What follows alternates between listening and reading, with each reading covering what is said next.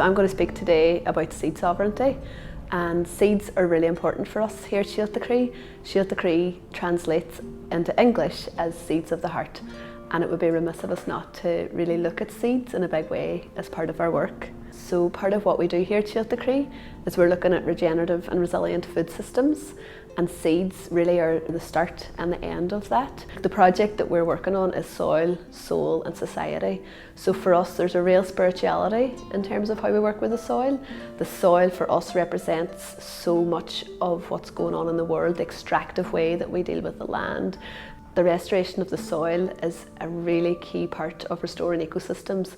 Healthy soil can do so much good for mitigating climate change, for growing good healthy food, for stopping diseases in the soil, and we're learning a lot ourselves then as humans within those ecosystems of how we treat the soil well, what we can learn from that for our own well-being as well. Everything we do is very local. We're looking at local ecosystems, we're looking at local regenerative agriculture, we're looking at local and heritage and open pollinated seeds, we're looking at local food systems, but everything we do also has a global justice approach. And seeds for us is one manifestation of the global injustice that's happening in our societies and across the world today.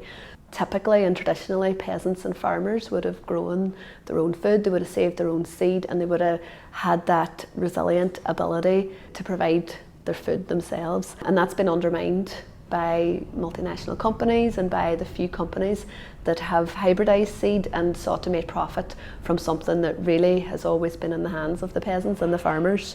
The reclaiming of our right to grow and save and redistribute our own seeds as growers, that can be referred to as seed sovereignty. So we're looking to reclaim our sovereignty and our freedom to have access to seeds and therefore access to growing our own food without interference from profit-making companies. We like to see the land as another being who has a voice at the table when we're making decisions about our activities for the following year, the following couple of years. So making relationship with the land, learning how to listen to the land is a point where we would maybe start when we're thinking about how the soil can be healthy.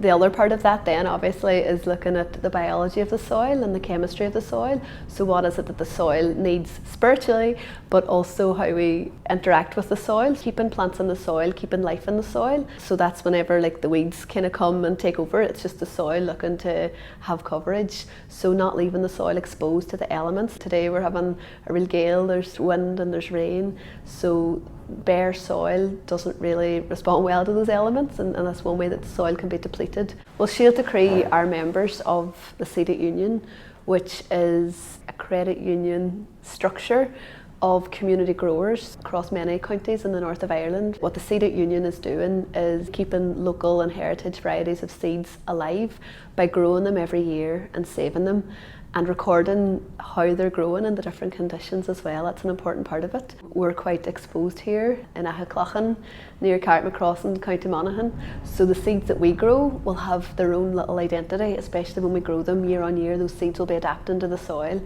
according to what conditions they're growing in. So that's interesting, and that's creating that seed to be more resilient and responsive to its own local environment. So seeds are quite political. The tiny but powerful seed can expose some of the bigger systems of these global injustices that we're talking about.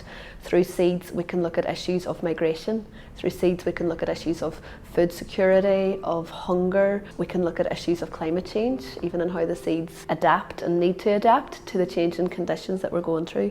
We can also see the volatility of our global food systems. So another element that is increasingly becoming important in our work here in Chroi is looking at indigeneity, it's looking at heritage, looking at old stories. We're trying to learn from global examples of indigeneity and seed sovereignty, and we're trying to explore or be curious about what that might mean for us here at Chroi, for us here in Ireland. Some things that we've learned from that: reciprocity is a really important element of seed saving and seed sovereignty.